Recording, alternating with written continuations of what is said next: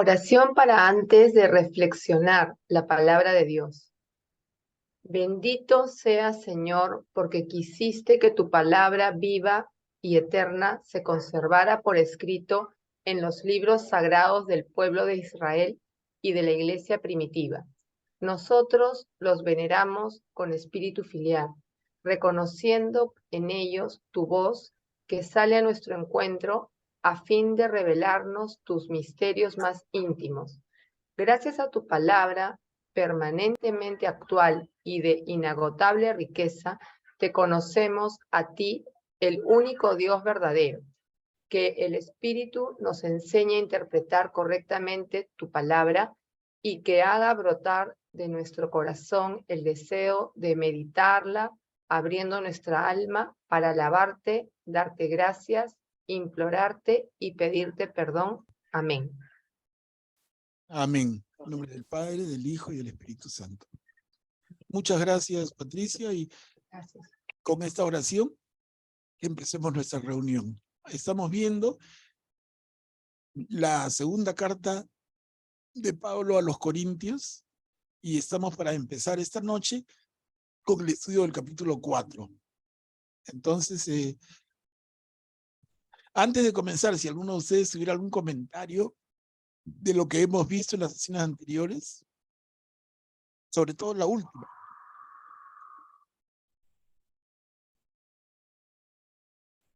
¿No? Si no, ya irán saliendo los comentarios. A ver. Y empezamos con la lectura del capítulo 4. Por la misericordia de Dios hemos recibido este ministerio.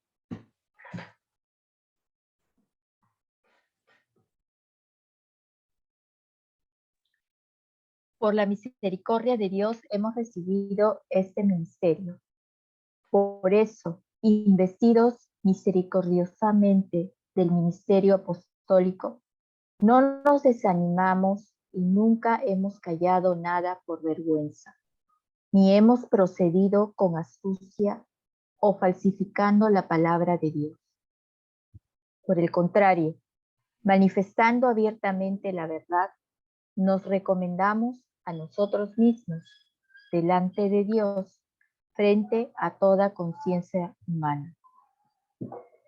Si nuestro evangelio todavía resulta impenetrable, lo es solo para aquellos que se pierden, para los incrédulos, a quienes el Dios de este mundo les ha enceguecido el entendimiento, a fin de que no vean resplandecer el evangelio de la gloria de Cristo, que es la imagen de Dios. Porque no nos predicamos a nosotros mismos, sino a Cristo Jesús, el Señor. Y nosotros no somos más que servidores de ustedes por amor de Jesús. Porque Él mismo, Dios, que dijo, brille la luz en medio de las tinieblas, es el que hizo brillar su luz en nuestros corazones para que resplandezca el conocimiento de la gloria de Dios reflejada en el rostro de Cristo. Gracias, Luisa. Miren qué lindas palabras las finales, ¿no? El mismo Dios que dijo brille la luz en medio de las tinieblas es el que hizo brillar su luz en nuestros corazones. ¿Y para qué? Para que resplandezca el conocimiento de la gloria de Dios, reflejada en el rostro de Cristo. Qué lindas palabras de Pablo y cuánta relación con esto que hemos leído en la homilía del domingo, ¿no? Somos, cuando Mateo escribe en el Sermón de la Montaña y pone en boca de Jesús, ustedes son la sal de la tierra y son la luz del mundo. Miren, qué relación tiene tan estrecha, ¿no? El capítulo 5 de Mateo con este capítulo 4 de Pablo en lo que acaba de leer Luisa. Y luego lo que he marcado en amarillo. Si nuestro evangelio todavía resulta impenetrable, lo es solo para aquellos que se pierden, para los incrédulos.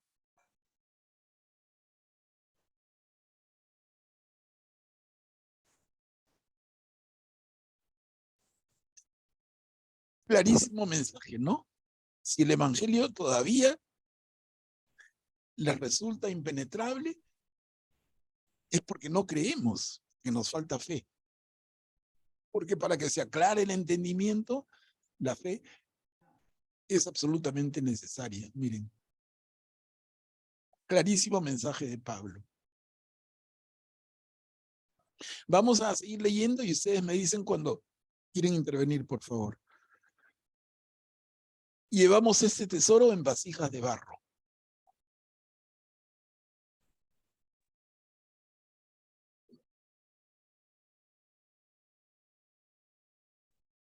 Pero nosotros llevamos ese tesoro en recipientes de barro para que se vea bien que este poder extraordinario no procede de nosotros, sino de Dios.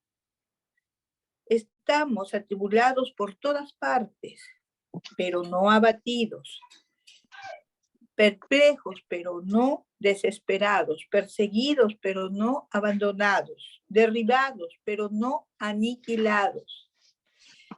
Siempre y a todas partes llevamos en nuestro cuerpo los sufrimientos de la muerte de Jesús, para que también la vida de Jesús se manifieste en nuestro cuerpo. Llevemos este tesoro Y así, en vasijas de barro.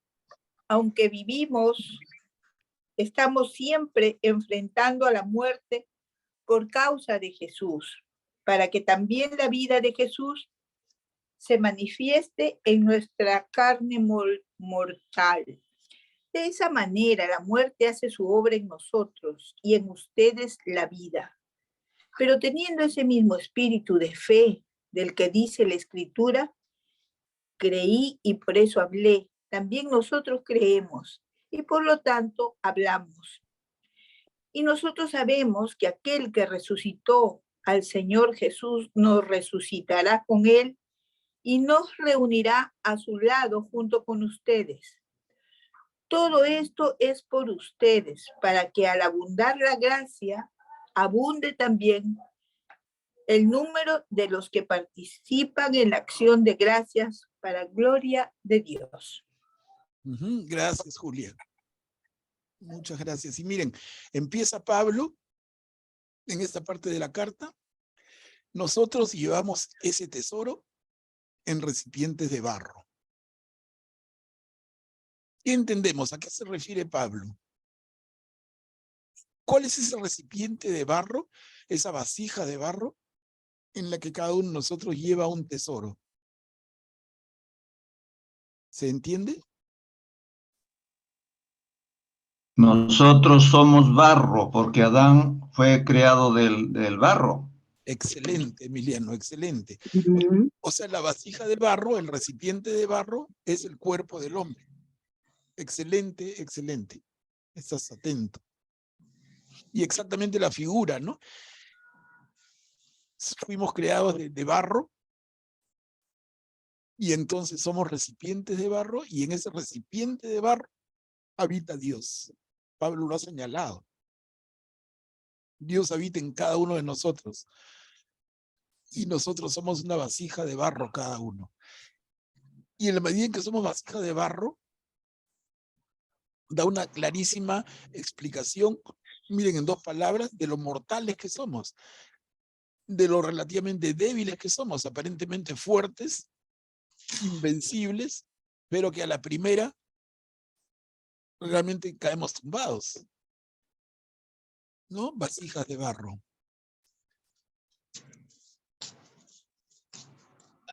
¿Alguien más? ¿Alguien más creo que levantó su mano a gusto? No, era básicamente para decir lo mismo, ¿no? Que nuestros cuerpos humanos son frágiles, son corruptibles, y como decía San José María Escrivá, somos como vasija de barro, pero llenos de lajas, ¿no? Medios parchados, nos caemos, nos levantamos, estamos quebrados en partes, volvemos a parchar, ¿no? Pero dentro de nosotros habita el Espíritu Santo. Perfecto, perfecto. Entonces Augusto interviene en la misma línea que lo hizo Emiliano. Está clara la cosa, ¿no? Julia, adelante.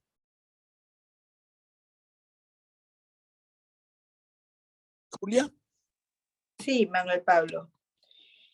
Y también habla de que nosotros tenemos como la pasión y la muerte de Jesucristo en nuestra vida, ¿no? Y que no debemos ambicionar lo que vemos en este mundo, la estima, el buen nombre, el ser, todo lo que trae el mundo y nos hace como embelecernos de esas, como que nos arriba, nos hace ser como egoístas. Y bueno, eso no es lo que quiere decirnos en este evangelio, ¿no? Es que nosotros necesitamos En este evangelio dices, crecer Julia. en el reino, ¿no? Y estar con el rey. Perdón, Julia, dices, nos dice, Julia, no, solamente para que nadie se confunda, dices, en este evangelio. Bueno, en estos versículos, ¿no? Ah, ya. No, disculpa pero es que alguien se puede confundir, ¿no? No es un evangelio, Bien. es una No, carta no lo de es. Pablo. No lo es. Claro, ¿no? No, son Sí. versículos, ¿no? No, claro, de una carta de Pablo, no de un evangelio, ¿no? Hay una Sí. diferencia. Bueno, eso sí es cierto. Sí, pero lindo lo que dices, estamos muy en la misma línea, ¿no? Entonces, ¿queda claro?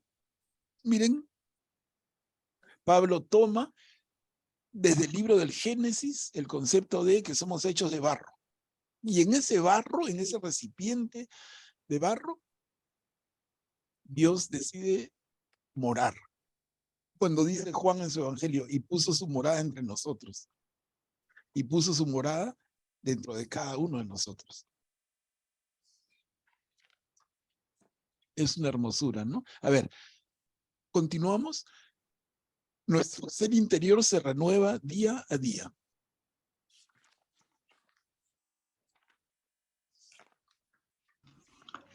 Nuestro ser interior se renueva día a día.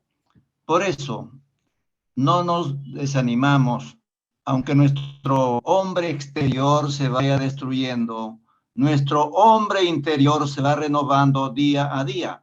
Nuestra angustia, que es leve y pasajera, nos prepara una gloria eterna que supera toda medida, porque no tenemos puesta la mirada en las cosas visibles, sino en las invisibles. Lo que se ve es transitorio, lo que no se ve es eterno. Nosotros sabemos, en efecto, que si esta tienda de campaña, nuestra morada terrenal, es destruida, tenemos una casa permanente en el cielo, no construida por el hombre, sino por Dios. Por eso, ahora gemimos deseando ardientemente revestirnos de aquella morada celestial, porque una vez que nos hayamos revestido en ella, ya no nos encontraremos desnudos. Mientras estamos en esta tienda de campaña, gemimos angustiosamente, porque no queremos ser desvestidos, sino revestirnos, a fin de que lo que es mortal sea absorbido por la vida, y aquel que no nos destinó para esto es el mismo Dios que nos dio la primicia del Espíritu. Por eso nos sentimos plenamente seguros, sabiendo que habitar en este cuerpo es vivir en el exilio, lejos del Señor, porque nosotros caminamos en fe y todavía no vemos claramente. Sí, continuamos, Emiliano, por favor. Sí, nos sentimos plenamente seguros y por eso preferimos dejar este cuerpo para estar junto al Señor. En definitiva, sea que vivamos en este cuerpo por fuera de él, nuestro único deseo es agradarlo, porque todos debemos comparecer ante el tribunal de Cristo para que cada uno reciba de acuerdo con sus obras buenas o malas, lo que mereció durante su vida mortal. Gracias, Interesante. Emiliano. Sí, gracias. Mira, vamos recogiendo lo principal de esto, esta perícopa que nos ha leído muy bien Emiliano. Miren, he marcado para resaltar una parte, ustedes pueden añadir, ¿no? Pero dice, si esta tienda de campaña, nuestra morada terrenal, es destruida, tenemos una casa permanente en el cielo, no construida por el hombre, sino por Dios. Otra vez, antes se refirió a la vasija de barro, ahora a la tienda de campaña, y claramente es el cuerpo del hombre, varón o mujer. O sea, nuestro cuerpo es una vasija de barro, nuestro cuerpo es una tienda de campaña. Y acá añade, pero con tanta claridad, nuestra morada terrenal, ¿no? El cuerpo es nuestra morada terrenal. Y si es destruido, tenemos una casa permanente en el cielo, no construida por el hombre, sino por Dios. Y añade, por eso preferimos dejar este cuerpo para estar junto al Señor. Miren qué tremendo. Parecen a simple vista unas palabras sencillas que uno puede pasar rápidamente, pero lo leemos despacio y nos detenemos y nos agarramos fuerte de la silla, ¿no? Este es Pablo. Y miren la fe de Pablo. Alguien, ¿cuán cristiano debe ser para decir, prefiero este cuerpo para estar junto al Señor? ¿Cuán cristiano debemos ser para decir que este cuerpo, esta morada terrenal, es una tienda, una carpa que puede ser destruida? Pero tenemos una casa en el cielo. Hermanos, este es Pablo. Este es Pablo y nos está mostrando su tremenda fe, pero también nos está mostrando la fe que tenemos que construir nosotros. Miren, qué importante. Yo quisiera darles la palabra porque me provoca seguir hablando, pero mejor darnos la oportunidad. Bueno, acá nos describe claramente desde Adán, que fue creado por barro, nosotros somos barro, y nos dice que nosotros, la humanidad entera, somos peregrinos. Nuestra vida es temporal, y si es que nosotros profundizamos la palabra de Dios, tenemos fe, llegamos al día del juicio, y ahí hay una esperanza, sí, la vida eterna, hay una esperanza. Todo depende de la forma como nosotros hemos gobernado nuestra vida en esta tierra. Ya, claro. Claro, ¿no? Entonces, seguimos a Pablo. ¿Qué es la muerte para un cristiano? ¿Es algo catastrófico? ¿Es algo en el que tenemos que llorar hasta consumirnos? ¿Es algo que debe torturarnos al punto de nunca más ser feliz? ¿Qué es la muerte para un cristiano? Y les digo, hermanos, no estamos inventando nada, no es una falsa teoría. No, Pablo está siendo clarísimo, pero por favor, lean bien. Y si no están de acuerdo, me dicen. No, si nuestro cuerpo es destruido, hay una casa para cada uno en el cielo construida por Dios, y por eso añade, preferimos dejar este cuerpo para estar junto al Señor. Miren, les adelanto, lo vamos a leer de todas maneras, pero en la carta de Pablo a los filipenses, Pablo va a hablar de esto que he marcado, por eso preferimos dejar este cuerpo para estar junto al Señor. De esto va a hablar Pablo con mucho más claridad todavía. Repito, en la carta a los filipenses lo veremos. Pablo va a decir, si a mí me dan para elegir entre morir y seguir vivo, de lejos, prefiero morir. dice Pablo. Y tú dices, ¿qué cosa? ¿Está loco Pablo? ¿Qué tiene? ¿Qué ha comido?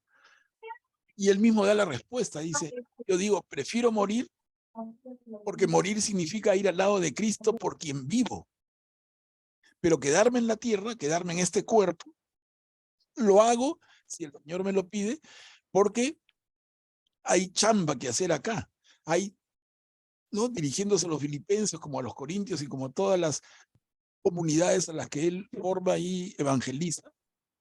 Él dice, tengo trabajo por hacer. Entonces, si el Señor me dice que me quede un día más, un mes más o un año más, será un día, un mes o un año para seguir formándolos en la fe. Pero yo, dice Pablo, prefiero de lejos irme de este mundo, y eso se lee morir. Pero miren, ¿por qué? ¿Porque es un loco? No, porque dice, porque sé que muriendo estaré al lado de Cristo por quien vivo. Tremendo, Pablo, tremendo. Pero entonces la reflexión a que los invito, hermanos, es, ¿alguien de nosotros podría decir lo mismo? ¿Se dan cuenta que más que locura, es una tremenda fe?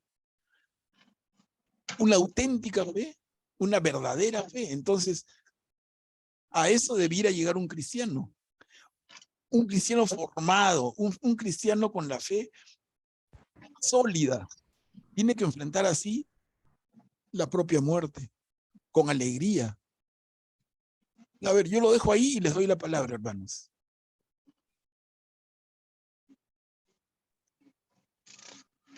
Manuel Pablo, Adelante. esta primera parte es donde Pablo dice, no nos desanimamos aunque nuestro hombre exterior se vaya destruyendo, nuestro hombre interior se va renovando.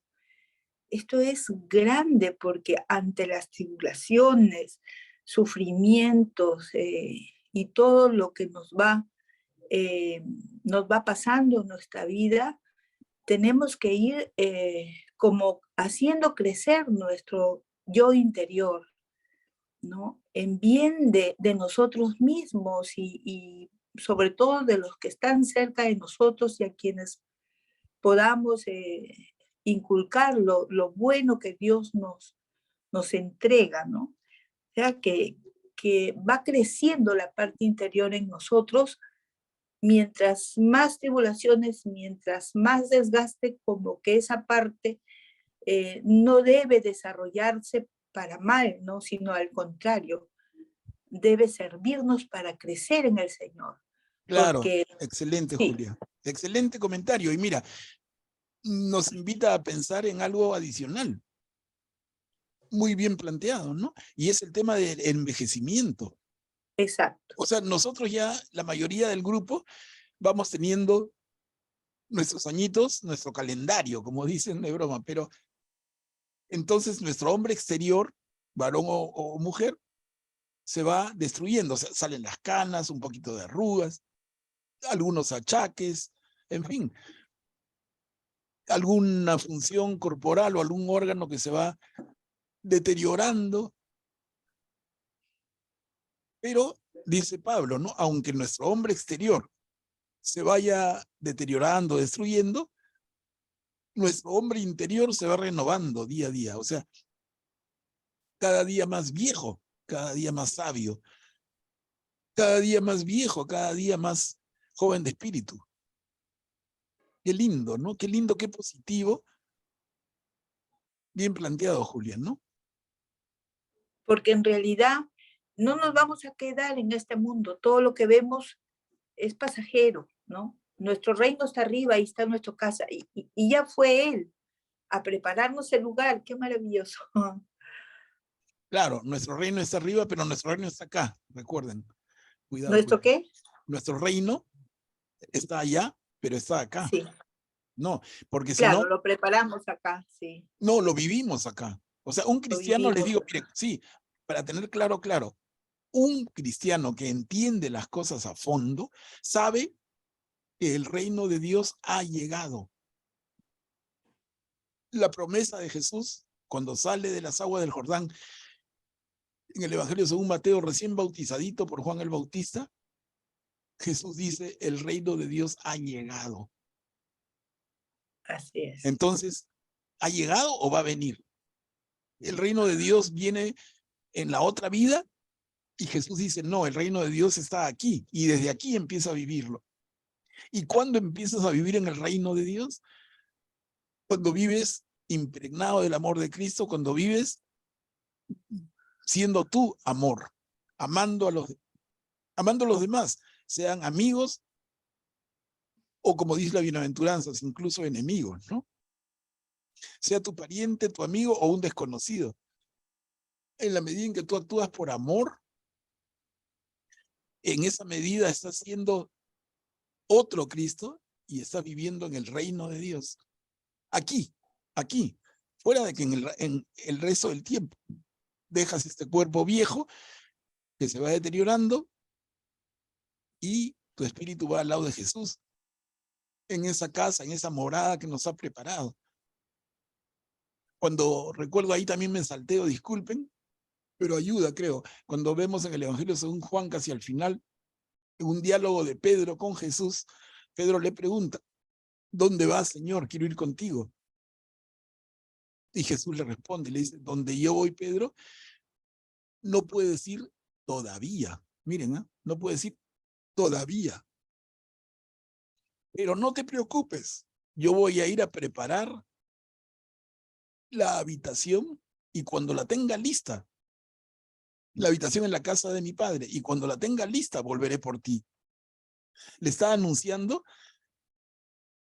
a este personaje mortal que es Pedro, y que somos todos nosotros, le está anunciando lo que va a suceder. ¿Quieres venir conmigo? No te preocupes. Ahorita no, pero luego te va a tocar. Y cuando te toque, ¿a dónde vas a ir? Sino a esa habitación que te he preparado en la casa de mi padre. Vendré por ti, le dice. Miren, o sea, en el mensaje de Jesús en el Evangelio y en las cartas de Pablo es uno solo. Solamente que cuando lo vamos viendo así, como que se va reforzando y aclarando. Claro está, yo diría reforzando, ¿no? Porque lo dice uno y otro evangelio, lo dice ahora Pablo. Pero es muy fuerte, pero positivo. No es un tema que digo, oye, por favor, cambia de tema, ya no la hagas larga. No. Es que el cristiano tiene que tener esto claro y yo lo he insistido ya con nuestro grupo más de una vez. ¿Alguien más que quisiera intervenir? A ver, voy a ver si hay una manito. Acá veo a Augusto, sí, adelante. Solo me hizo recordar el tema de la muerte para un cristiano. Las palabras de San Martín de Porres cuando le comunican que había muerto Santa Rosa de Lima, y él dice, qué sensible es la muerte de nuestra hermana Rosa. Pero cuando un alma está cerca a Dios, la muerte es solo un hilo que se rompe para la perfecta unión. Claro, lindas palabras, ¿no? Lindas palabras. Palabra inspirada de San Martín.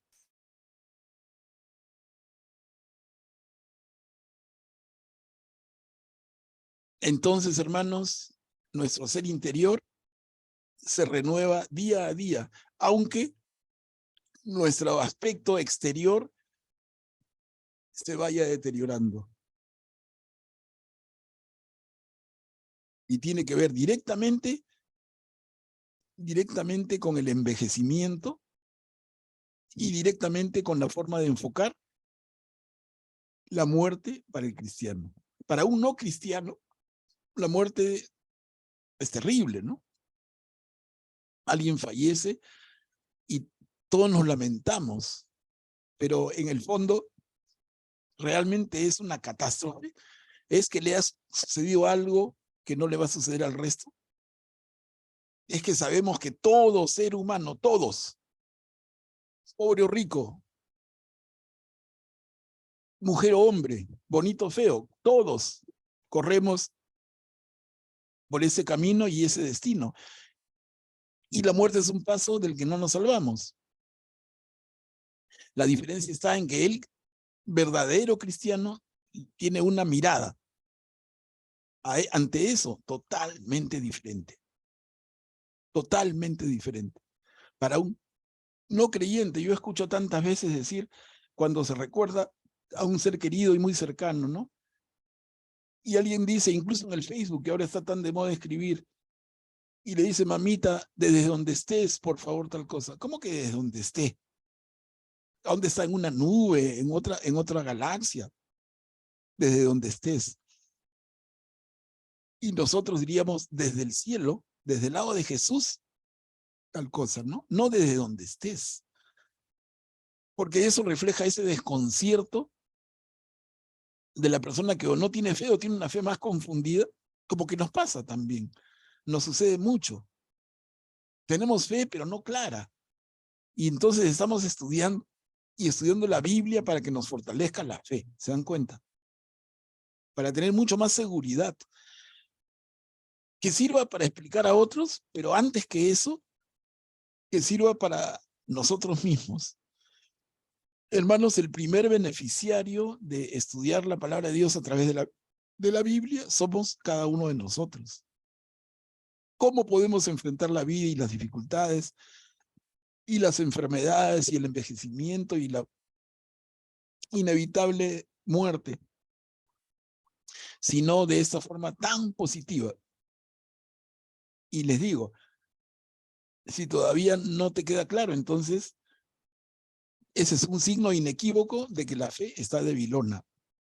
Si tu fe se fortalece, ten por seguro que vas a poder decir lo que yo digo. Y si no, te van a temblar las rodillas y todo el cuerpo, ¿no?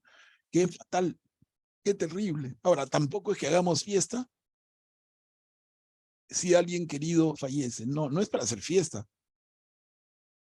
Pero esa desesperación, ese vacío, el dolor es normal, porque nos separamos.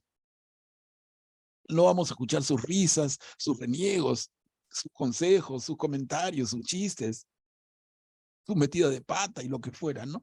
Vamos a extrañarlo. Pero nada más, él o ella están en ese momento mucho mejor que cualquiera de nosotros. Esa es la fe del cristiano. Miren, tarea para cada uno, ¿no? Bueno, no hay más manitos. ¿Continuamos? A ver. Disculpa, Manuel Pablo, una preguntita Sí, Diana, sobre adelante. lo que te estoy diciendo. Pero si es que uno no sabe si esa persona va a ir al purgatorio o al cielo, entonces, ¿cómo podemos? Y eso es la fe de nuestra iglesia, que sí hay un purgatorio, ¿no?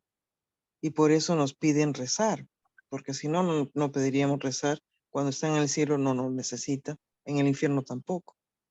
Entonces, hay un espacio que nosotros no sabemos, ¿no? No, pero del purgatorio uno sale, ¿no? El tema es, el purgatorio es una instancia de purificación, pero no es que se quede uno eternamente en el purgatorio, ¿no? Entonces, como tú dices, Diana, la iglesia sostiene que con las oraciones ayudamos a que esa alma dé el paso del purgatorio al cielo, pero sale del purgatorio. Algunas personas viven su purgatorio en la tierra. El caso específico y que nos da tanta pena de algún familiar querido que fallece luego de una larga enfermedad. Y uno dice, una penosa enfermedad. Esa persona se está purificando. Esa persona está viviendo su purgatorio. Y esa persona que fallece luego de esa larga enfermedad, Jesús la recoge al toque. Como le dice al que crucificaron con él en la cruz del costado, le dijo, esta misma tarde estarás conmigo en el paraíso. Al bandido le da esa oferta, imagínate. No hay purgatorio para ese bandido por su auténtico arrepentimiento. Pero tenemos la instancia siempre del purgatorio para los que no han tenido oportunidad de ordenarse antes de partir. Por eso es un error Miren, disculpen que me extienda en este tema, pero les digo con cargo a que cada uno lo piense y lo medite mucho más.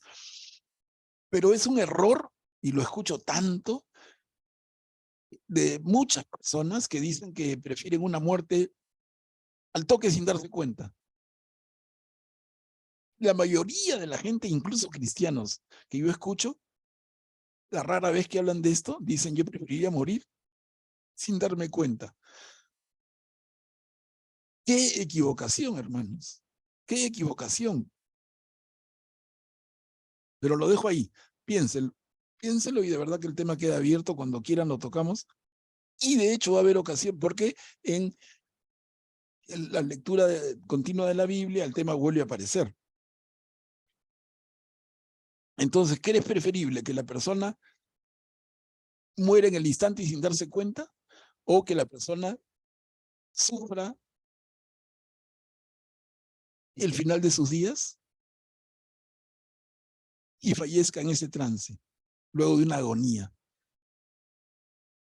La reflexión es esa entonces. ¿La agonía de esa persona no hace las veces de purgatorio? El que fallece sin darse cuenta, ¿hace purgatorio o lo va a hacer luego? En fin, les digo, temas para pensar, ¿no?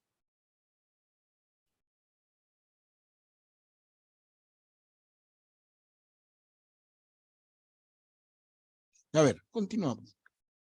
Lo viejo ya ha pasado. Ahora todo es nuevo. ¿Puedo leer? Claro, Katia, gracias. Lo viejo ya ha pasado, ahora todo es nuevo. Por lo tanto, compenetrados del temor del Señor, tratamos de persuadir a los hombres. Dios ya nos conoce plenamente y espero que también ustedes nos conozcan de la misma manera. No pretendemos volver a recomendarnos delante de ustedes. Solamente queremos darles un motivo para que se sientan orgullosos de nosotros y puedan responder a lo que se glorían de lo exterior y no de lo que hay dentro del corazón. En efecto, si hemos procedido como insensatos, lo hicimos por Dios. Y si somos razonables, no es por ustedes, porque el amor de Cristo nos apremia al considerar que si uno solo murió por todos, entonces todos han muerto. Y Él murió por todos, a fin de que los que viven no vivan más que para sí mismos, sino para aquel que murió y resucitó por ellos. Por eso, nosotros de ahora en adelante ya no conocemos a nadie con criterios puramente humanos. Y si conocimos a Cristo de esta manera, ya no lo conocemos más así. El que vive en Cristo es una nueva criatura. Lo antiguo ha desaparecido. Por ser nuevo se ha hecho presente. Gracias, Katia. Miren, y yo resalto, el que vive en Cristo es una nueva criatura. Otra vez una frase maravillosa.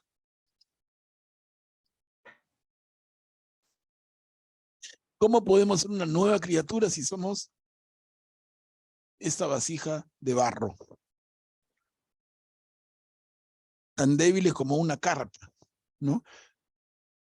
¿Cómo podemos ser una nueva criatura? Y nos hace recordar esto, otra vez saltando al Evangelio, en el Evangelio según Juan, el diálogo de Jesús con Nicodemo. Cuando Nicodemo le pregunta justamente esto a Jesús. ¿Cómo puedo ser yo una nueva persona si ya nací del vientre de mi madre? ¿Qué es que yo voy a regresar al vientre y volver a nacer? Nicodemo no entiende. Pero nosotros hoy sí entendemos, ¿cierto? ¿Cómo es que nos convertimos en una nueva criatura? Y la respuesta es bien sencilla, una sola palabra. Es el bautizo, el bautismo, ¿no?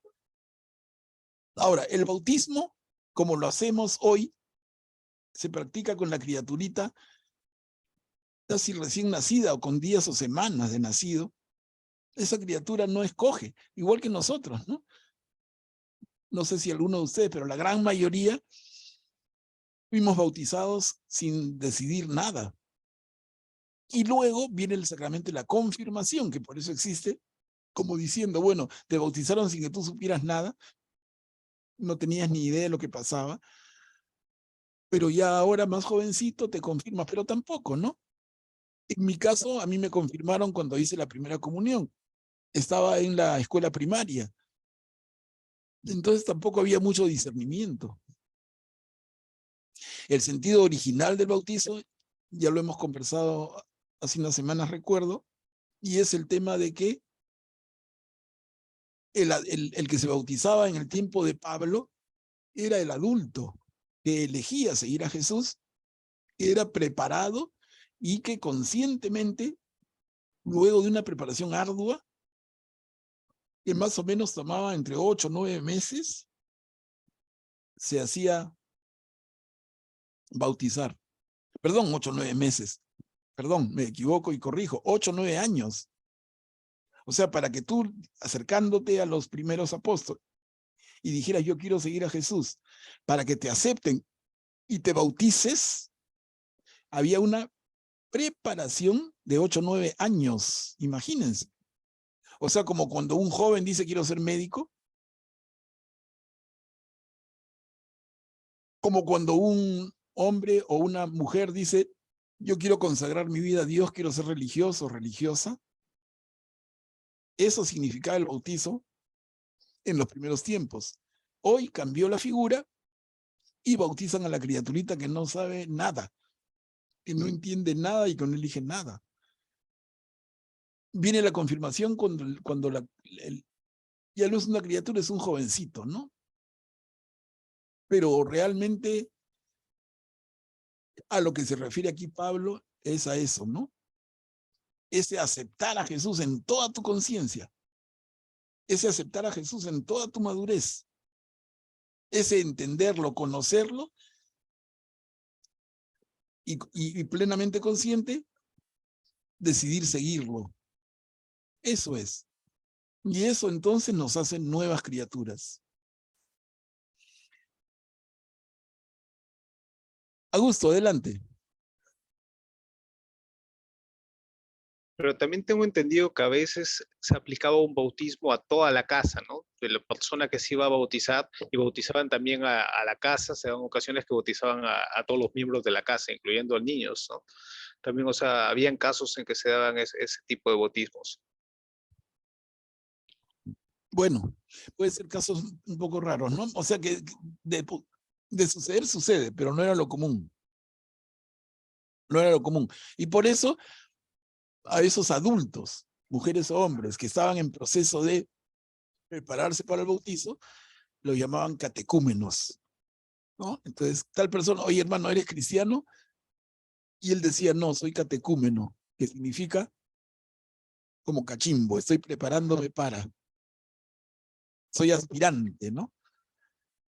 ¿Ya eres cristiano? No, soy aspirante a cristiano, estoy preparándome.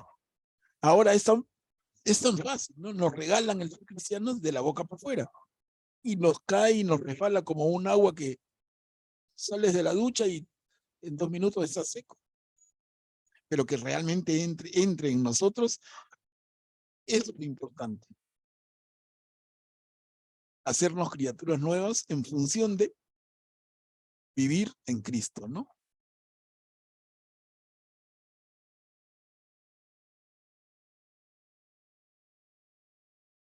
A ver, continuamos entonces.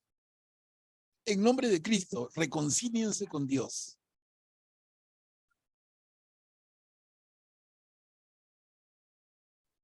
Y todo esto procede de Dios, que nos reconcilió con Él por intermedio de Cristo y nos confió el ministerio de la reconciliación. Porque es Dios el que estaba en Cristo, reconciliando al mundo consigo, no teniendo en cuenta los pecados de los hombres y confiándonos la palabra de la reconciliación.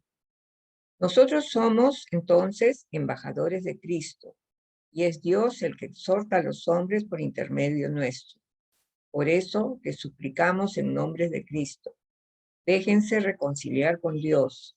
A aquel que no conoció el pecado, Dios lo identificó con el pecado en favor nuestro, a fin de que nosotros seamos justificados por él. Gracias, Juanina. Miren ese énfasis de Pablo, ¿no? Déjense reconciliar con Dios. Déjense reconciliar.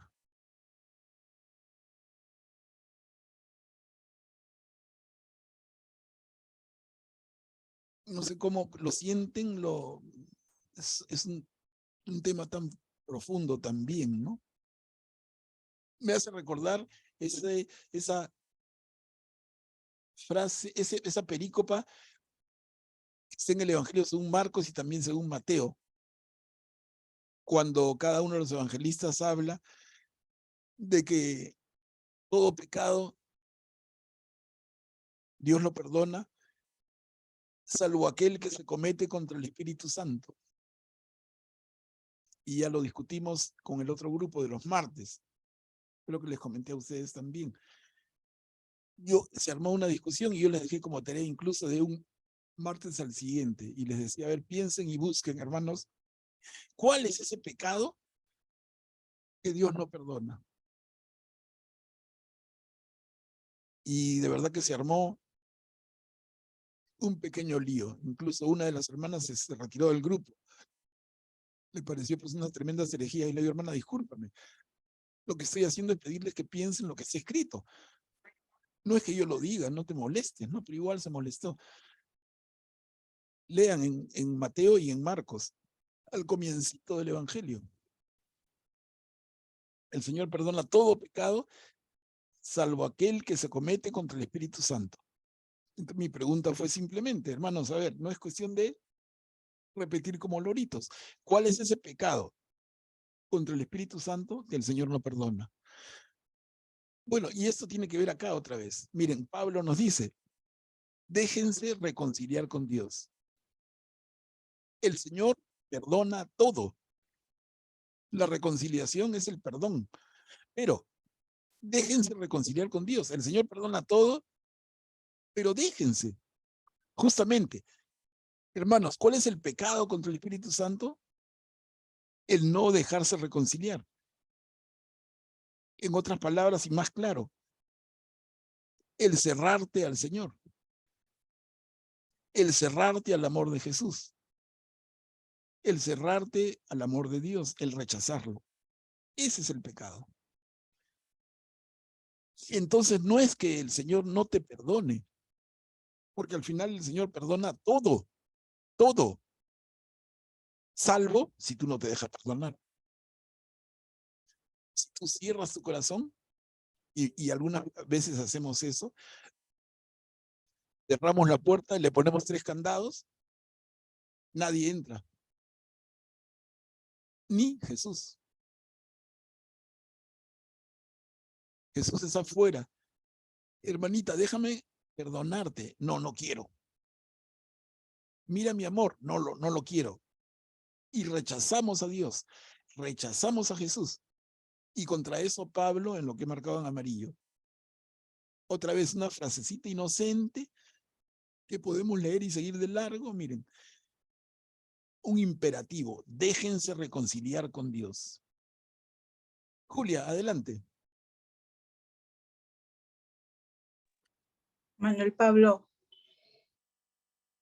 me parece esta parte muy, muy grande porque nuestro Señor Jesucristo fue donado y vino, su único Hijo de Dios, a entregarse por nosotros, y sabemos todo lo que padeció, y ganó, al final ganó porque nos donó, nos regaló la resurrección.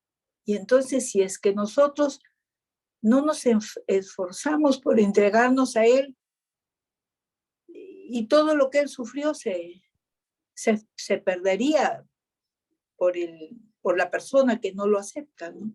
Claro, claro. Eso es lo que... Sí, sí, claro. Ahí nomás yo repararía, y solamente otra vez como reflexión, soy cargoso yo. Pero mira, Julia, lo que has dicho, ¿no? Dios envió a su único hijo. Estás poniendo a Jesús en la figura que yo les digo, estamos como Pablo, comiendo papilla o comiendo comida sólida. Y cuando vemos a Jesús como el Hijo de Dios que Dios mandó, estamos comiendo papilla, no estamos con la comida sólida. Porque Jesús no es el Hijo de Dios, Jesús es Dios hecho hombre. Pero ahí está el tema, ¿no?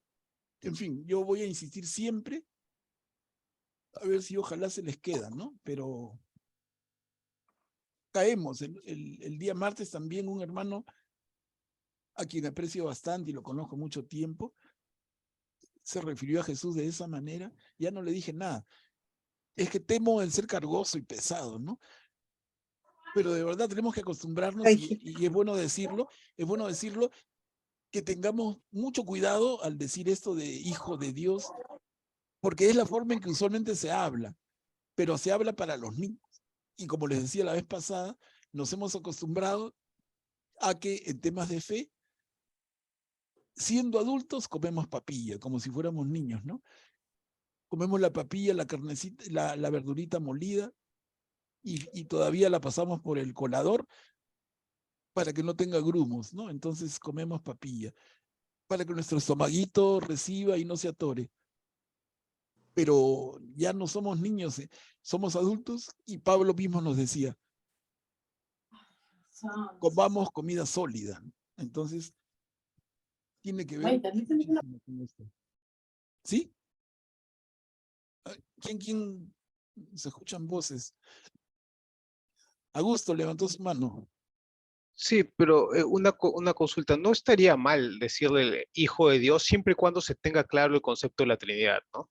O sea, si tienes claro el concepto de la Trinidad y que ambos es un solo Dios, manifestado en tres personas distintas, decir que es el Hijo unigénito de Dios, porque nosotros somos hijos, digamos, como diríamos, adoptivos por medio de Cristo, no estaría malo, siempre y cuando se tenga la teología clara, ¿no? Sino que a veces al hablarlo, digamos, silvestremente como Hijo de Dios, algunos pueden tomarlo como otra cosa, ¿no? Como es algo, como si fuera distinto, como si no fuera Dios. Bueno, eso ya es otro tema, pero si se tiene la teología clara no tendría ningún problema, ¿no? No, el problema, Augusto, no, yo estoy de acuerdo contigo, ¿no? Si tienen las cosas claras, pero yo les digo, hagan el esfuerzo, si lo tienes claro, háblalo claro. Y mira, nosotros somos luz del mundo, y esa luz medio que no ilumina.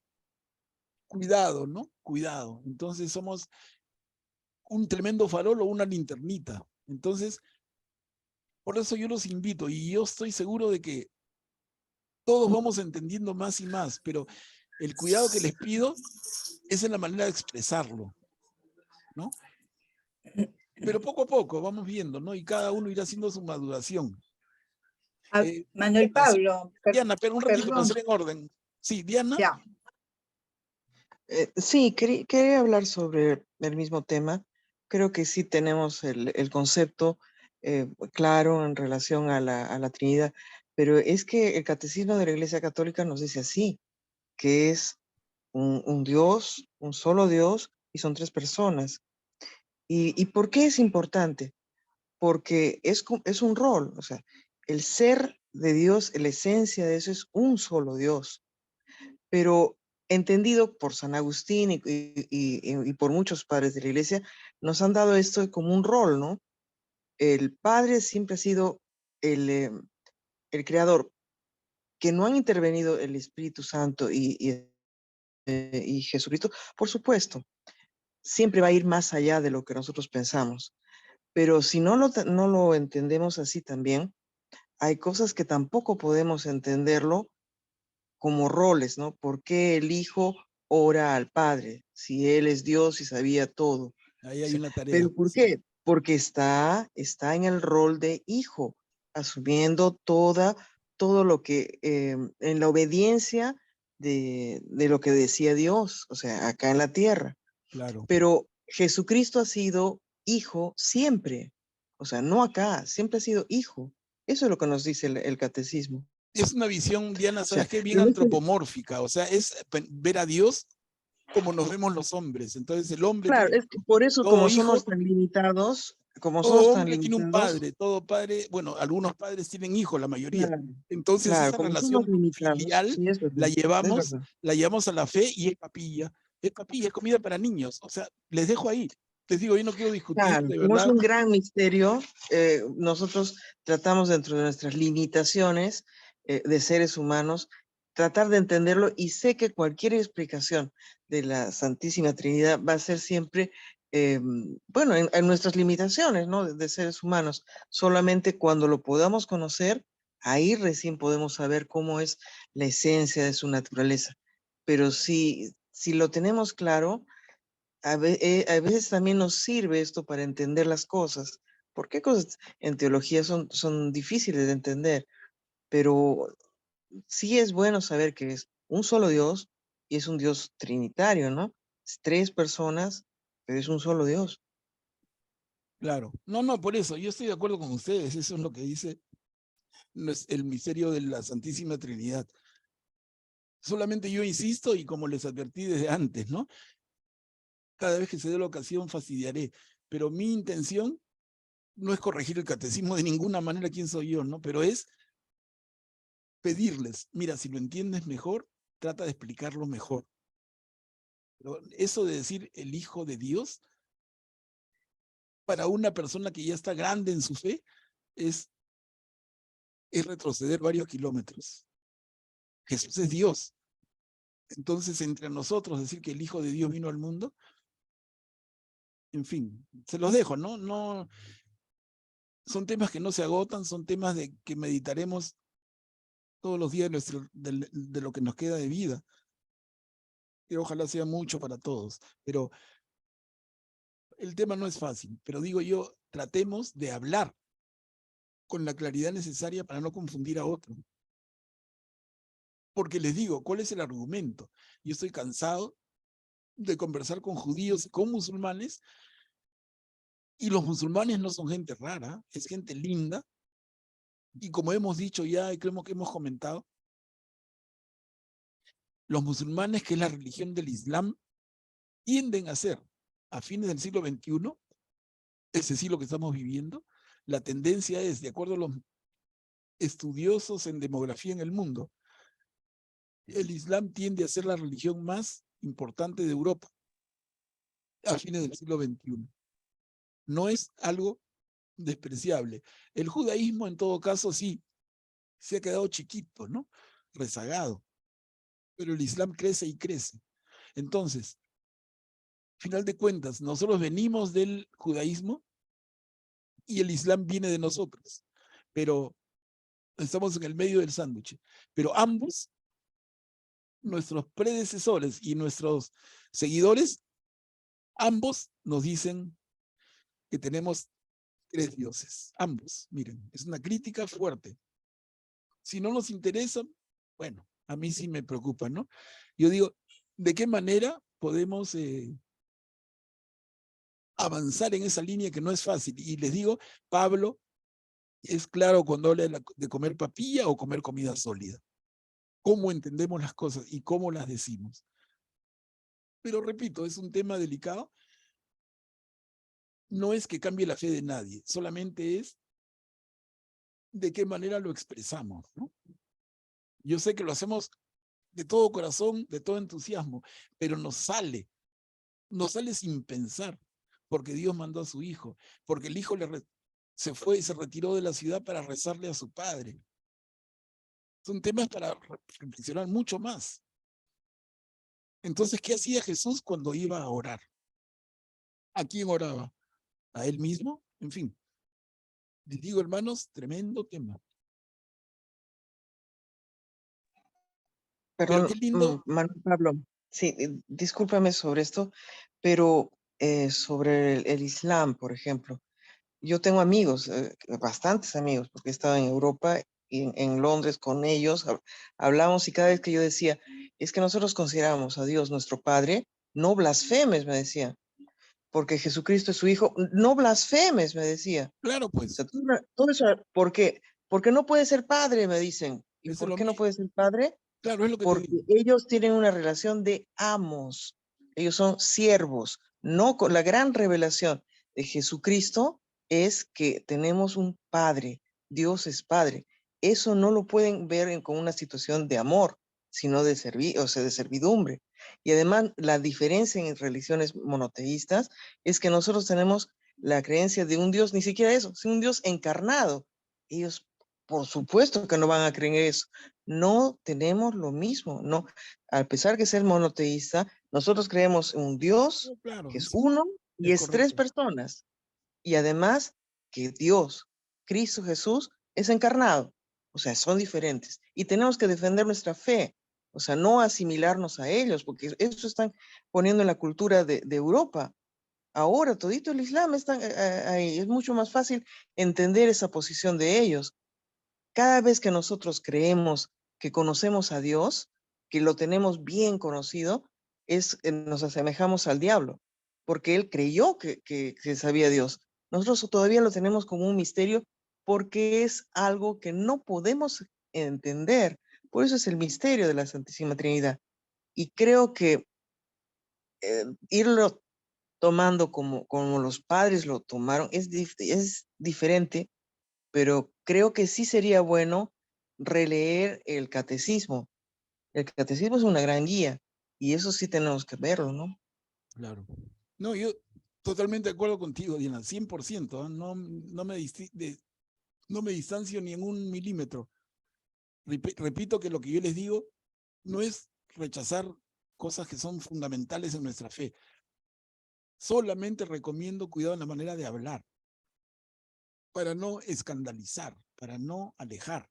Nada más, pero les digo, el tema queda y vayan pensándolo, madurándolo si es que quieren. Finalmente, somos todos adultos y estamos creciendo en nuestra fe. No es rechazar el catecismo, no es rechazar, imagínense, sería yo un hereje total, que es que hago acá, ¿no? Para nada. Solamente les digo, tengamos cuidado en la forma de hablar, nada más, como recomendación. Pero a ver, continuemos para no atorarnos en eso. Dice, hemos demostrado ser ministros de Cristo.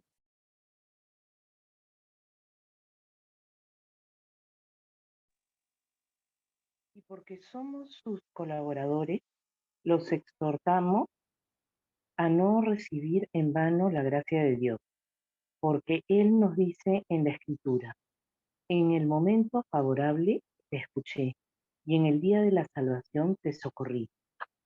Este es el tiempo favorable, este es el día de la salvación. En cuanto a nosotros, no damos a nadie ninguna ocasión de escándalo, para que no se desprestigie nuestro ministerio. Al contrario, nosotros nos comportamos como corresponde a ministros de Dios, con una gran constancia, en las tribulaciones, en las adversidades, en las angustias, al soportar los golpes, en la cárcel, en las revueltas, en las fatigas, en la falta de sueño, en el hambre.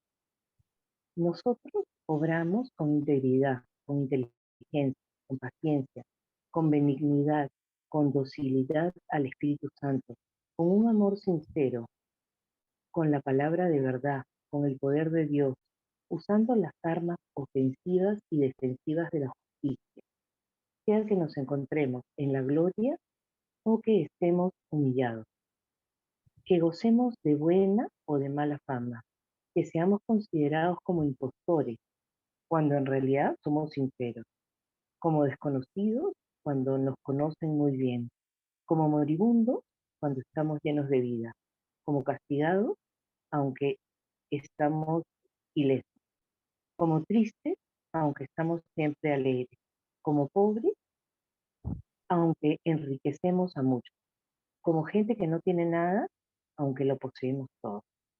Gracias, Mari Carmen. Miren qué lindo, ¿no? ¿Comentarios, hermanos? Está clarito, ¿no?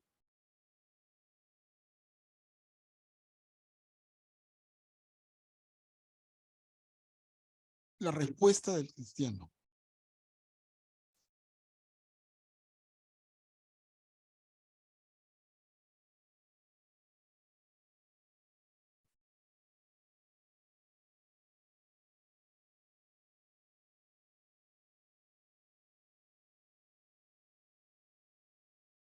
Quizás si esta pequeña parte que he resaltado resume. Nosotros obramos con integridad, con inteligencia, con paciencia, con benignidad, con docilidad al Espíritu Santo, con un amor sincero, con la palabra de verdad, con el poder de Dios. Miren.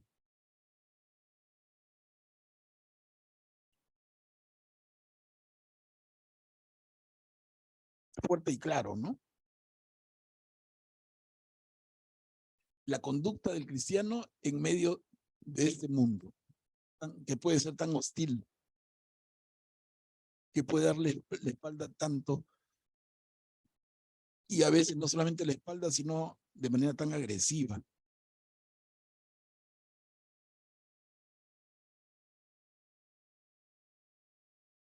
Continuamos, miren, páguenme con la misma moneda.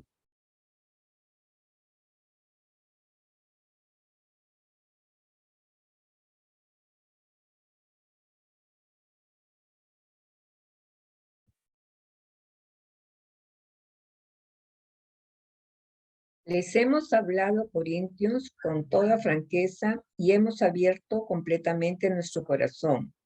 En él hay cabida para todos ustedes. En cambio, en el de ustedes no hay para nosotros. Yo deseo que me paguen con la misma moneda. Les hablo como a mis propios hijos. También ustedes abran su corazón. Gracias, Juanita. ¿Qué tal, Pablo? Les hablo como a mis propios hijos. También ustedes abran su corazón. ¿No? Lo de arriba, lindo también. Le dice, les hemos hablado, Corintios, con toda franqueza. Y hemos abierto completamente nuestro corazón. En él hay cabida para todos ustedes.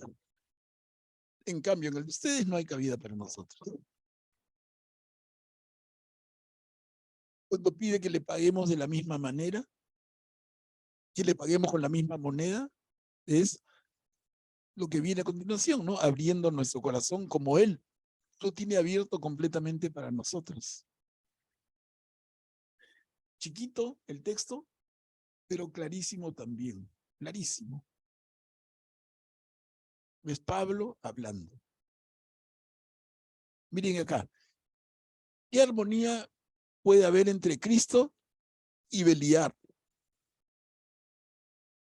Beliar o Belial, que es el nombre del demonio, ¿no? El nombre del diablo.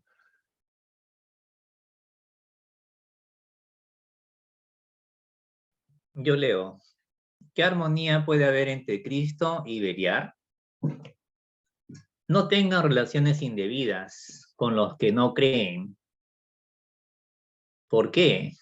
¿Qué tienen en común la justicia con la iniquidad o la luz con las tinieblas? ¿Qué entendimiento puede haber entre Cristo y Belial? ¿O qué unión entre el creyente y el que no cree? ¿Qué acuerdo entre el templo de Dios y los ídolos? Porque nosotros somos el templo de Dios viviente. Como lo dijo el mismo Dios, yo habitaré y caminaré en medio de ellos. Seré su Dios y ellos serán mi pueblo. Por eso salgan de en medio de esa gente y pónganse aparte, dice el Señor. No toquen nada impuro y yo lo recibiré.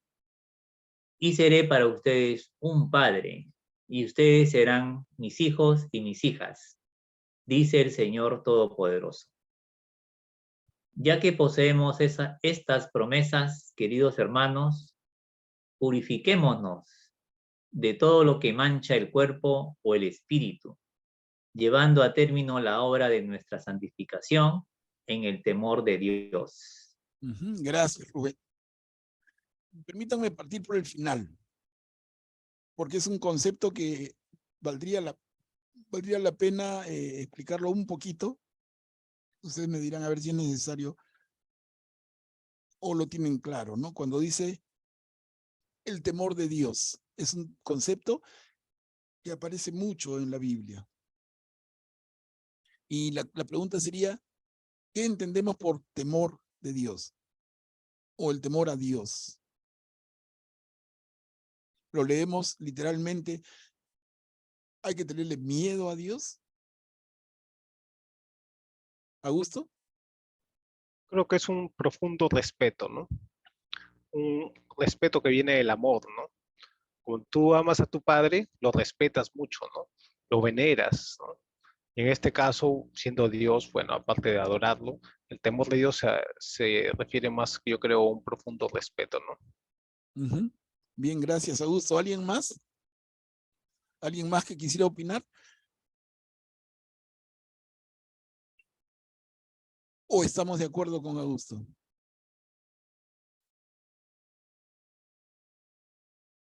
Yo les digo, ¿sí? ¿Sí? ¿Alguien quiere? Sí, sí, yo también pienso lo mismo, que es un profundo respeto y también que queremos agradarlo en lo que hagamos en nuestra vida. No queremos ofenderlo con malas acciones o digamos que porque lo queremos, porque lo respetamos, queremos agradarlo con nuestros actos, ¿no? Claro. Eso es lo que yo pienso. Bien, Patricia, gracias. Entonces, miren, Patricia ratifica la opinión de Augusto y les digo, yo estoy de acuerdo también. ¿Cómo leer nosotros cristianos en la Biblia a cada momento el temor de Dios o el temor a Dios? ¿Es miedo? No. Pero no grande, grande, es respeto. Como dice Augusto y como dice Patricia. Es respeto a Dios. Como un hijo, y diríamos el temor al padre. Y tú dirías, oye, estamos en el siglo XXI, ¿cómo el hijo le va a tener miedo al padre? Es que no se refiere a miedo, se refiere a respeto. Es un término que hay que tener claro porque, repito, a cada rato aparece y no hay que confundirnos. Pero bueno, fuera de eso regresamos al texto y como Pablo, resalté en amarillo, nos reitera. Nosotros somos el templo del Dios viviente. Cada uno de nosotros somos el templo del Dios viviente. Y recordamos aquí el diálogo famosísimo, súper conocido ya para nosotros, el diálogo de Jesús con la mujer samaritana. ¿Se acuerdan en el Evangelio de San Juan? Cuando se encuentran en el pozo de Siquén y Jesús le pide agua, se produce un diálogo. Recuerdan, ¿no? Cómo entonces Jesús explica esta idea. Y Pablo también. En la primera carta a los Corintios ya lo dijo. Y lo va a volver a decir en otra de sus cartas. Nosotros somos el templo del Dios viviente. Y en tanto que eso, si somos el templo de Dios, si esta vasija de barro que es mi cuerpo es el templo de Dios, me corresponde cuidarla, absolutamente, y respetarla. Pero también cuidar y respetar la vasija de barro del otro o de la otra. Nunca utilizar a la otra persona. Nunca, nunca. Y si lo hacemos es que no estamos entendiendo nada. ¿Comentario, hermanos?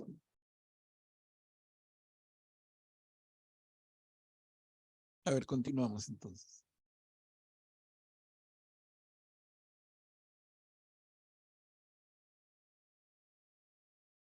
Háganme un lugar entre ustedes.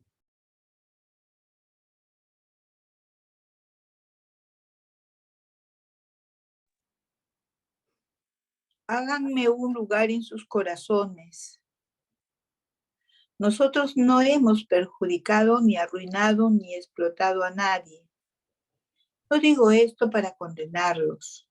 Como ya les dije, ustedes están en mi corazón, unidos en la vida y en la muerte. Yo siempre les hablo con toda franqueza y tengo sobrados motivos para gloriarme de ustedes. Esto me llena de consuelo y me da una inmensa alegría en medio de todas las tribulaciones. Gracias, Julia. Otra vez Pablo. Miren el pedido tan hermoso, ¿no? Háganme un lugar en sus corazones.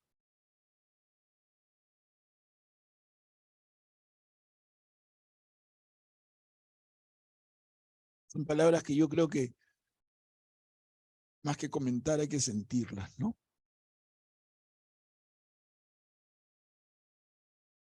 ¿Estamos leyendo un libro de poesía o estamos leyendo la Biblia? Miren, las palabras del mejor de los poetas, ¿no?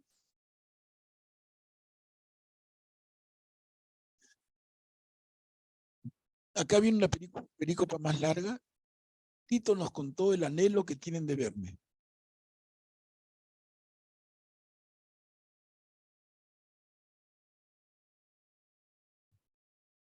Cuando llegamos a Macedonia, no tuvimos descanso. De todas partes nos acosaban las tribulaciones, luchas por fuera y temores por dentro. Pero Dios, que consuela a los afligidos, nos consoló con la llegada de Tito, y no solo con su llegada, sino también con el consuelo que ustedes le prodigaron. Él nos habló del profundo afecto, del dolor y de la preocupación que ustedes sienten por mí, con lo cual me alegré más todavía. Porque si bien es verdad que los entristecí con mi carta, no me lamento de haberlo hecho.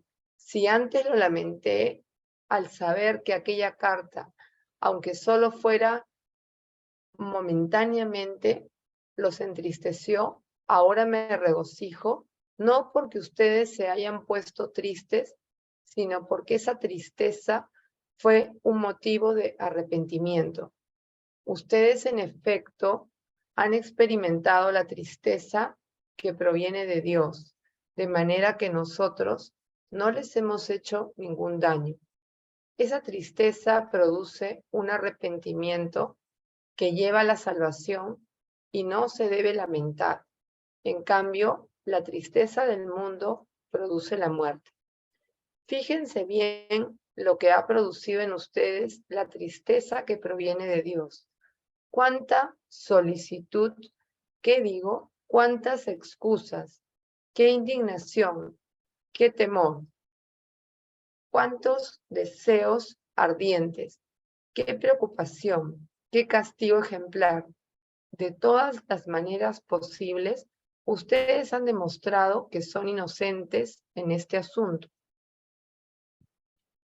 En realidad, yo no les escribí a causa del ofensor, ni siquiera a causa del ofendido, sino para que se ponga de manifiesto delante de Dios la solicitud que ustedes tienen por nosotros. Esto nos ha servido de consuelo, y a este consuelo personal se agregó una alegría mucho mayor todavía, la de ver con el gozo de Tito después que fue tranquilizado por ustedes. Y si delante de él me glorié un poco de ustedes, no me avergüenzo de ello.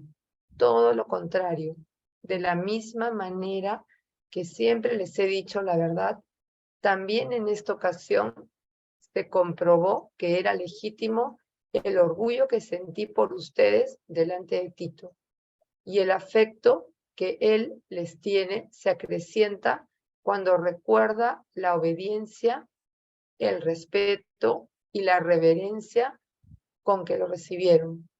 Por eso me alegro de poder confiar plenamente en ustedes. Gracias, Patricia. Miren ese texto largo y un poquito como que no tiene una secuencia clara con lo que estamos leyendo, ¿no?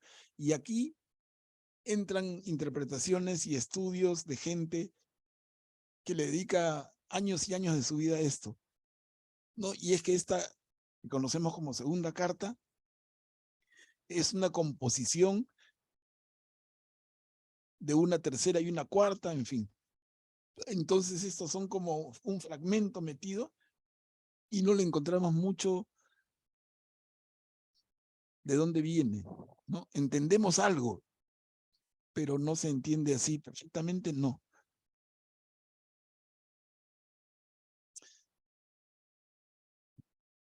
Y aquí empieza el capítulo 8, y hablando de una colecta que está organizando, y pide sobresalgan también en esta obra de generosidad.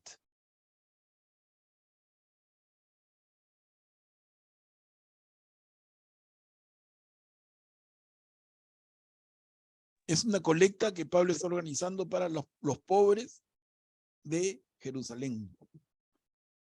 Entonces está yendo por las comunidades paganas a las que él ha convertido y pidiéndoles que apoyen a la iglesia de Jerusalén. A ver si me pueden ayudar a leerlo.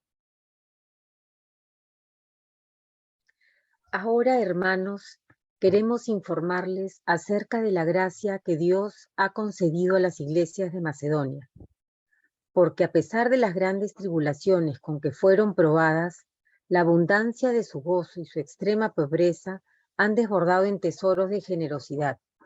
Puedo asegurarles que ellos estaban dispuestos a dar según sus posibilidades y más todavía. Por propia iniciativa, ellos nos pidieron con viva insistencia que les permitiéramos participar de este servicio en favor de los hermanos de Jerusalén. Y superando nuestras esperanzas, ellos se entregaron en primer lugar al Señor y luego a nosotros, por la voluntad de Dios. Por eso hemos rogado a Tito que lleve a feliz término entre ustedes esta obra de generosidad de la misma manera que la había comenzado. Y ya que ustedes se distinguen en todo, en fe, en elocuencia, en ciencia, en toda clase de solicitud por los demás y en el amor que nosotros les hemos comunicado, espero que también se distingan en generosidad. Esta no es una orden, solamente quiero que manifiesten la sinceridad de su amor mediante la solicitud por los demás. Ya conocen la generosidad de nuestro Señor Jesucristo, que siendo rico se hizo pobre por nosotros, a fin de enriquecernos con su pobreza. Por eso quiero darles un consejo que les será provechoso. Ya que ustedes el año pasado fueron los primeros, no solo en emprender esta obra, sino también en decidir su realización. Llévenla ahora a término, para que los hechos respondan, según las posibilidades de cada uno, a la decisión de la voluntad. Porque cuando existe esa decisión, a uno se lo acepta con lo que tiene, y no se hace cuestión de lo que no tiene. No se trata de que ustedes sufran necesidad para que otros vivan en la abundancia, sino de que haya igualdad. En el caso presente, la abundancia de ustedes suple la necesidad de ellos, para que un día la abundancia de ellos supla la necesidad de ustedes. Así habrá igualdad, de acuerdo con lo que dice la Escritura. El que había recogido mucho no tuvo de sobra, y el que había recogido poco no sufrió escasez. Wow. Gracias, Giovanna. Claramente, ¿no? Está hablando de una colecta que Pablo se propone, y entendemos por lo que hemos leído en el libro de Hechos de los Apóstoles, que es un pedido que él recibe de los apóstoles en Jerusalén. Entonces, en las comunidades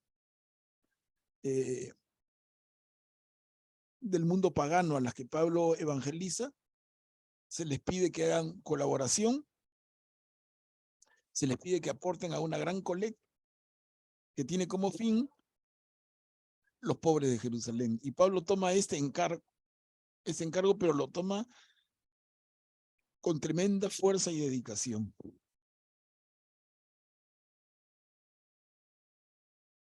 Y continúa, ¿no? Dice, así evitamos toda posible crítica. Acá continúa en el tenor de la colecta.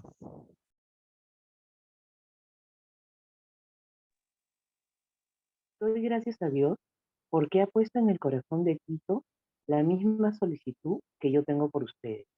Él no solamente respondió a mi llamado, sino que con más solicitud que nunca y por propia iniciativa ha decidido ir a verlo. Con él les enviamos al hermano que ha merecido el elogio de todas las iglesias por el servicio que ha prestado al Evangelio. Además, él ha sido designado por las iglesias como nuestro compañero de viaje en esta obra de generosidad, a la cual nos consagramos para gloria del Señor y como prueba de nuestra buena voluntad. Nuestra intención es evitar toda crítica con respecto a la abundante colecta que tenemos a nuestro cuidado, procurando hacer lo que está bien, no solamente delante de Dios, sino también delante de los hombres. Con ello, les enviamos a otro de nuestros hermanos, cuyo celo hemos comprobado muchas veces y de varias maneras, y que ahora se muestra más solícito todavía, por la confianza que les tiene. En cuanto a Tito, él es mi compañero y mi colaborador entre ustedes y los demás hermanos. Y los demás hermanos son los delegados de las iglesias y la gloria de Cristo. Pruébenles entonces su amor y lo bien fundado de nuestro orgullo por ustedes delante de las iglesias. Gracias, Mari Carmen. Pablo sigue aquí un poco moviendo, ¿no? Moviendo los corazones y abriendo los puños, ¿no? Para que colaboren con generosidad en esta gran colecta. Y continuamos porque tiene que ver con lo mismo, que sea una contribución realmente generosa.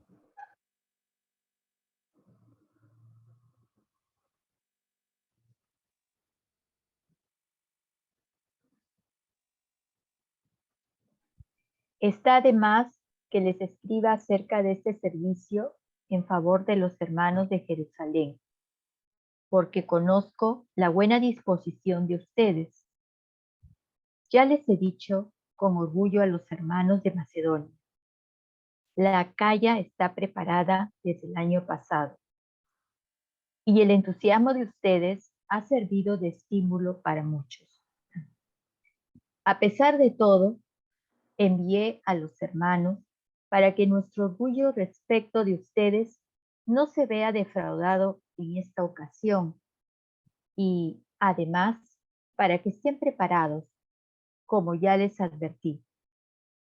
No sea que si alguno de los hermanos de Macedonia va a visitarlos conmigo y los encuentra desprevenidos, nuestra gran confianza se convierta en vergüenza para nosotros, por no decir para ustedes. Por esta razón, creí necesario rogar a los hermanos que se me adelantaran, para ir organizando con tiempo esa obra buena que ustedes habían prometido, de manera que aparezca como una muestra de generosidad y no de mezquindad. Sepan que el que siembra mezquinamente tendrá una cosecha muy pobre. En cambio, el que siembra con generosidad cosechará abundantemente. Que cada uno dé conforme a lo que ha resuelto en su corazón. No dé de mala gana o por la fuerza, porque Dios ama al que da con alegría. Por otra parte, Dios tiene poder para colmarlos de todos sus dones, a fin de que siempre tengan lo que les hace falta y aún les sobre, para hacer toda clase de buenas obras. Como dice la Escritura, el justo ha prodigado sus bienes, dio a los pobres y su justicia permanece eternamente. El que da al agricultor la semilla y el pan que lo alimentan, también les dará a ustedes la semilla en abundancia y hará crecer los frutos de su justicia. Así serán colmados de riquezas y podrán dar con toda generosidad. Y esa generosidad, por intermedio nuestro, se transformará en acciones de gracias a Dios. Porque este servicio sagrado no solo satisface las necesidades de los santos, sino que también es una fuente abundante de acciones de gracias a Dios. En efecto, al comprobar el verdadero carácter de la ayuda que ustedes les prestan, ellos glorificarán a Dios por la obediencia con que ustedes confiesan la buena noticia de Cristo y por la generosidad con que están unidos a ellos y a todos. Y la oración que ellos harán por ustedes pondrá de manifiesto el cariño que les profesan, a causa de la gracia sobreabundante que Dios derramó sobre ustedes. Demos gracias a Dios por su don inefable.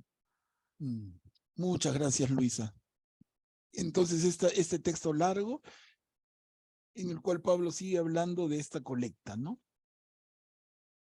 Lindo cuando dice acá, lo marco, Dios ama al que da con alegría. Linda frase, ¿no? Linda, linda. Pero es en lo mismo. Bueno, vamos a quedar aquí, hermanos, porque la hora nos ha ganado. Lo marco para no olvidarnos. No sé si alguien tuviera un comentario final para esta reunión.